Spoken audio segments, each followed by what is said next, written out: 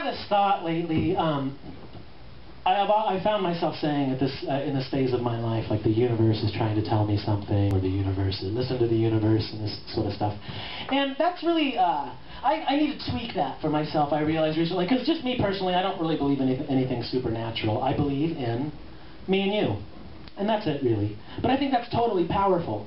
So I jokingly tweaked that phrase. Instead of saying the universe is trying to tell me something, now I say the universe sock puppet. For me, that makes more sense. Because that's what I kind of think. It's just like, I mean, I do think we're such like, always on a search for meaning that, yeah, the universe is telling you something, but it's really just you telling yourself something. But that's totally powerful, and you should listen to it. And this year for me has been the weirdest I've ever had. In January, I went on the road full-time, and I haven't stopped.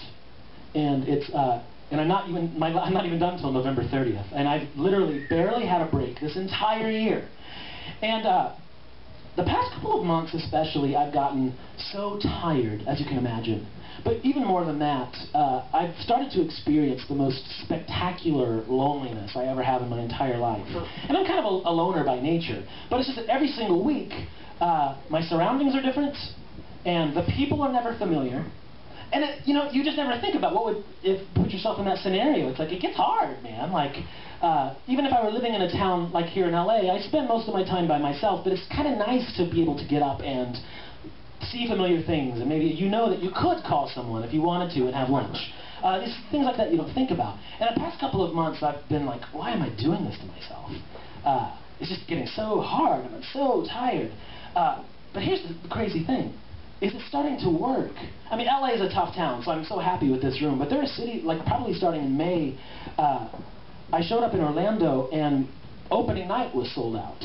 And then the next night was sold out.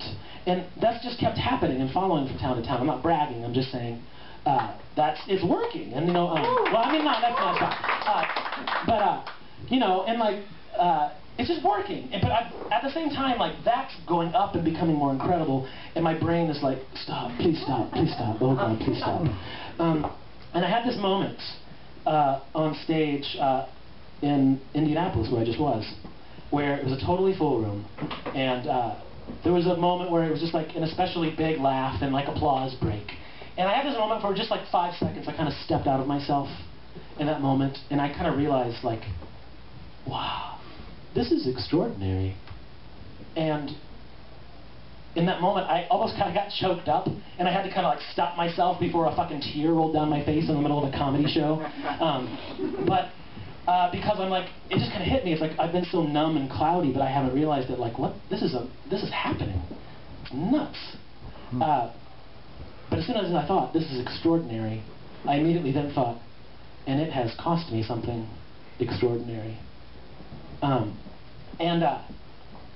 that's the thing, that's the thought that almost got me choked up a little bit, because it was just like the reality of like, yeah, this is amazing, but it's taken a lot to get here. And in that moment, I realized the universe sock puppet was asking me a question. And it was saying, you asked for this.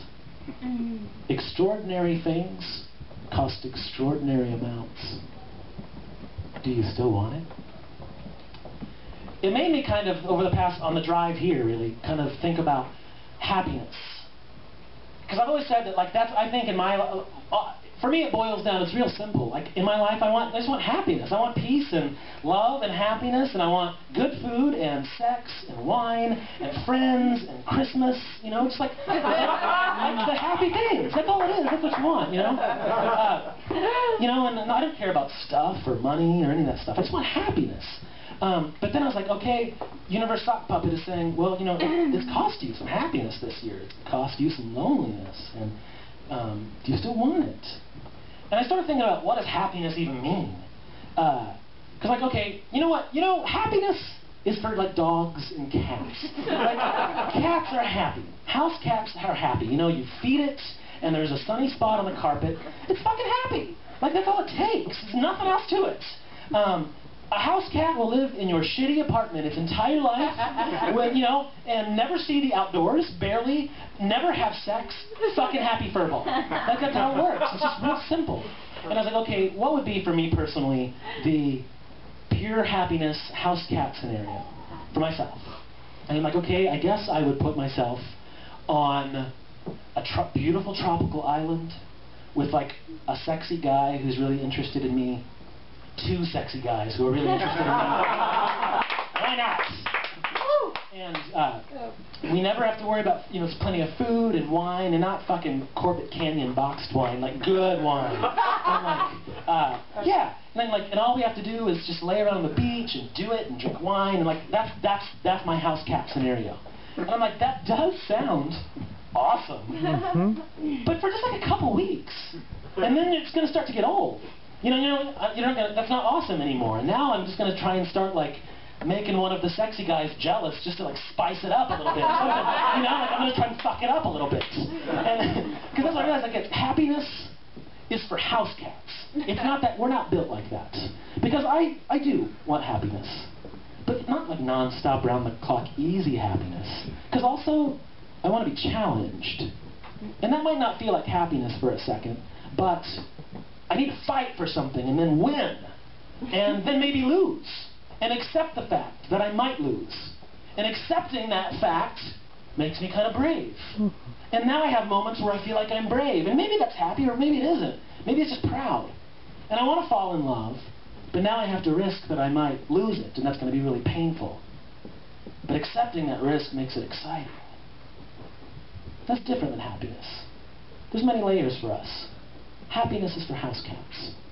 So here's the thing that you have to know, is that you get what you ask for. Believe it. Because the universe sock puppet is listening.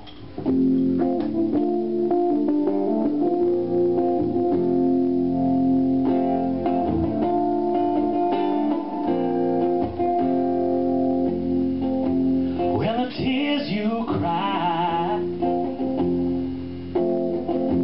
oh, you can believe.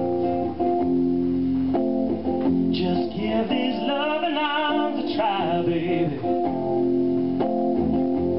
Have a little faith in me. When your back's against the wall,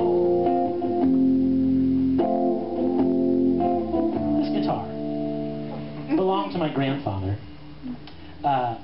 When he died, we were cleaning out his house, and this was sitting in the closet, perfect condition, with the fucking receipt stuck in the string from 1952. Can you believe that? And I was the kind of the natural person to inherit it. But it's kind of like the most amazing gift from my grandpa from the past. Thanks, Grandpa! I like to emotionally manipulate you a little bit by thanking my dead grandfather on the stage toward the end of the show, before we're going to wrap it.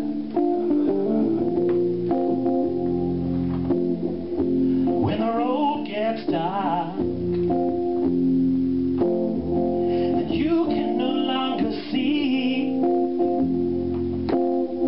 just let my love throw a spark, baby,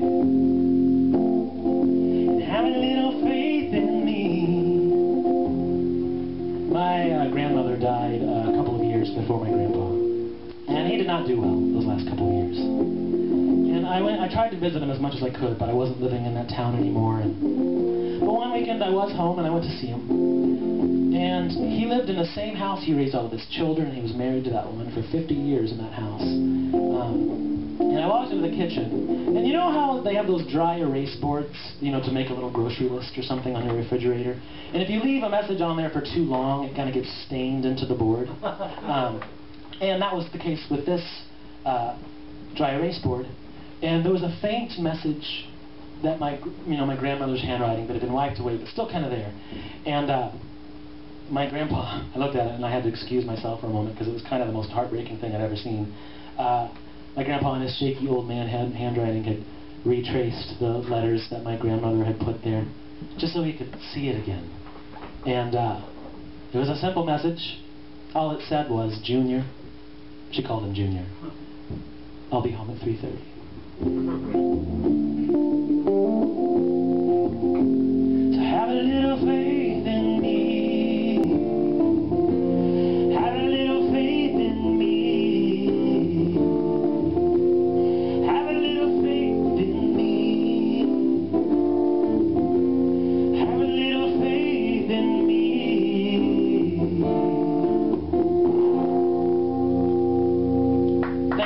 guys. It's been a treat. Thank you.